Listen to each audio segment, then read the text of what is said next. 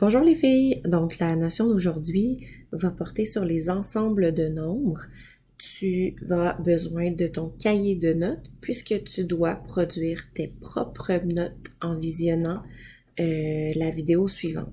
Donc c'est important que tu te construises tes notes à toi que nous allons revoir ensemble lors du prochain cours. C'est important que tu prennes ton temps, donc tu peux arrêter à plusieurs moments. Tu peux recopier, tu peux mettre dans tes mots. Tu n'as pas besoin de tout écrire ce que je dis.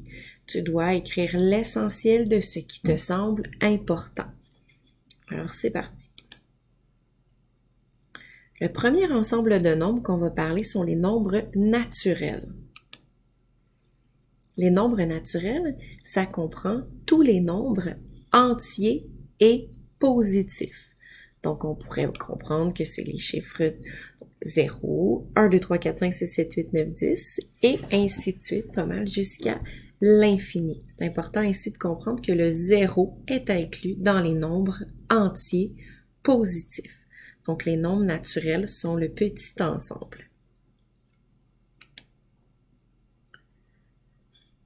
Ensuite, tu as les nombres entiers qui sont représentés, en fait, l'ensemble de nombres est représenté par un Z. Moi, j'aime bien me souvenir des nombres entiers. Donc, en faisant la liaison, tu peux te souvenir que c'est un Z qui représente l'ensemble de nombres. Ici, l'ensemble de nombres comprend tous les nombres entiers, positifs, et dans cet ensemble-là, on ajoute les nombres négatifs. Donc, moins 3, moins 2, moins 1, 0, et on poursuit tous les nombres positifs. Pour les nombres naturels et les nombres entiers, ce sont toujours des nombres entiers. Donc ça, c'est super important que tu te souviennes de ça. Ensuite, nous avons les nombres rationnels. Rationnel, qu'est-ce que ça veut dire? Donc, c'est tous les nombres qui peuvent s'écrire sous la forme d'une fraction. Mais qu'est-ce que ça veut bien dire tout cela? Donc, voici. Ça peut être trois choses. Donc, ça peut être une fraction ayant un nombre, en fait, un numérateur et un dénominateur qui sont entiers. Donc, une demi ou 8 tiers. Ça peut aussi être un nombre décimal avec un développement périodique.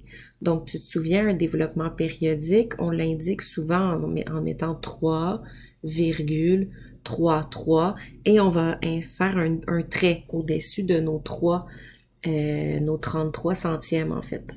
Donc, les nombres qui ont un développement périodique sont des nombres rationnels.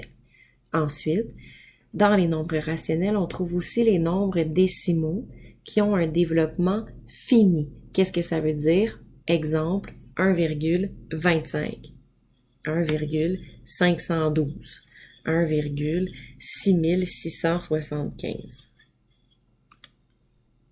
Donc, je reprends mes exemples. 5 septièmes correspond à notre première catégorie, soit les fractions ayant un nombre entier au numérateur et au dénominateur. 5,6 sont des nombres à virgule. 8,999999, donc des nombres périodiques. Donc, tu peux remarquer là, la barre en haut de notre période. Et finalement, 54 sur 1, c'est aussi une fraction. Alors, si on récapitule, nos bleus, c'est nos nombres naturels. Nos oranges sont nos nombres entiers. Et notre section blanche, c'est les nombres rationnels. On ajoute à ça des nombres irrationnels. Porte bien attention au fait que la section grise est à l'extérieur de la section bleu pâle, orange et blanche. Nos nombres irrationnels sont tous les nombres qui peuvent être sous la forme d'une fraction, comme ceux qui ont un développement infini et non périodique.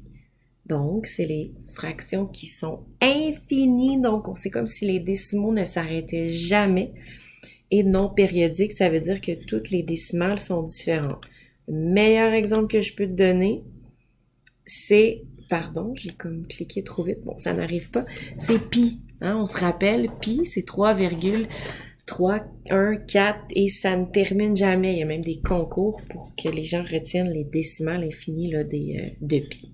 Donc, nos nombres irrationnels sont par contre à l'extérieur et ça, c'est important que tu le remarques. Finalement, notre ensemble bleu marine, c'est les nombres réels. Donc, ça comprend tous les nombres que nous avons là, dans notre système mathématique. Alors, si on récapitule, nos nombres naturels font partie de nos nombres entiers. Et là, évidemment, il y a une coquille. Alors, tu le vois bien, là, il y a eu un copier-coller ici. C'est les nombres entiers. D'accord? Donc, entier ici, là, tu vas le refaire. Et ensuite, nos nombres entiers font partie de nos nombres rationnels.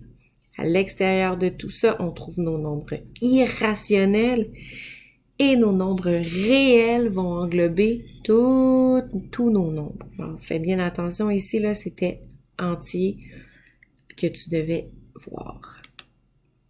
Finalement, 2 symboles s'ajoutent à notre coffre à outils. Donc, nous avons le E qui veut dire appartient à l'ensemble et nous avons le E avec une barre qui veut dire n'appartient pas à l'ensemble. À quoi ça va nous servir? Ça va nous servir à décrire nos ensembles de nombres. Donc, tu peux donc déduire que l'ensemble des nombres naturels, donc nos nombres entiers positifs, font partie de l'ensemble des nombres rationnels.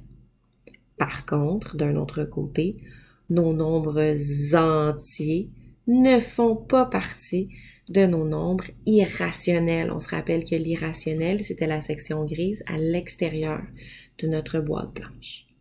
Donc, à partir de maintenant, tu peux réécouter et seul et en silence, complète les pages suivantes de ton cahier puissance, page 9, 11 et le numéro 1 de la page 12.